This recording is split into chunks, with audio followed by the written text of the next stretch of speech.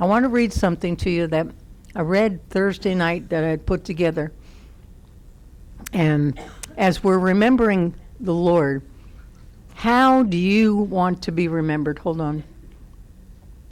People who will be remembered beyond their human lifetime are those with influence. That's what we also say. We all say, oh, just those people that are so important will be the ones that are remembered. Moses endured much to lead the Exodus and receive messages from God on Mount Sinai for the children of Israel.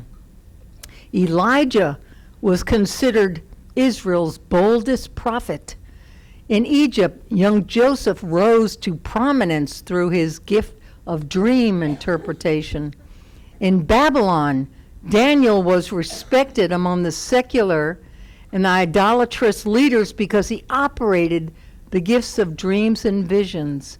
He had godly wisdom to interpret the king's mysterious dreams. Remember Nebuchadnezzar? Deborah was a noted female judge. Samson was a national deliverer. David was Israel's most famous king.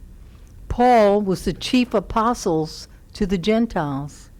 Peter was the apostolic spokesperson for the Jews. Without Moses, there is no Torah. The absence of Elijah would have given the prophets of Baal a dangerous political and spiritual foothold in Israel.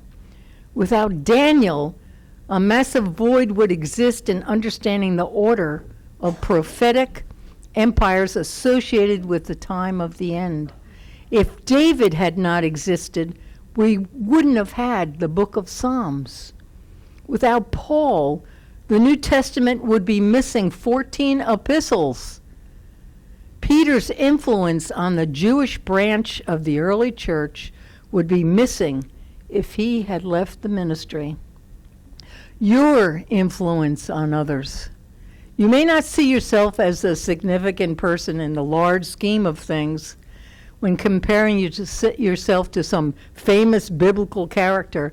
However, consider the following. An unknown person had to give up their kosher animal to provide the animal skin parchments upon which Moses penned the Torah. Someone who is not mentioned in the biblical story wove together the slingshot that David used when he slew Goliath. Ananias was available in Damascus to pray for Saul, who became Paul, to be filled with the Spirit and baptize this new convert in water when most Christians did not believe Saul's conversion was real and were afraid of him. When Jesus ministered in the home of Lazarus, someone had to cook the meal and prepare the table for the house full of people to enjoy. We know Martha was the cook and was there waiting on the tables while Mary sat at Jesus' feet in the service. And so it is with River of Life Church. You may not think that your work is significant, but it is of great value to the body of Christ. You may have the ministry of helps. You like to cook meals or organize food gatherings. You may be ministering to someone in their home who's unable to do the things that you have the gift for. You might be calling people on the phone who are discouraged and getting and giving them encouraging words. You may be behind the scenes helping to set up so that ministry can occur on Sunday mornings or at other activities. You may be able to transport someone to a much-needed doctor's appointment. Don't judge yourself based upon the success of others. You have your own gifts and abilities that the Lord needs. Just imagine the condition of the church if we didn't have all of the workers. You are a much-needed vessel for the Lord. So how do you want to be remembered? Joshua 11:15 sums it up by saying, "He left nothing undone of all the Lord commanded."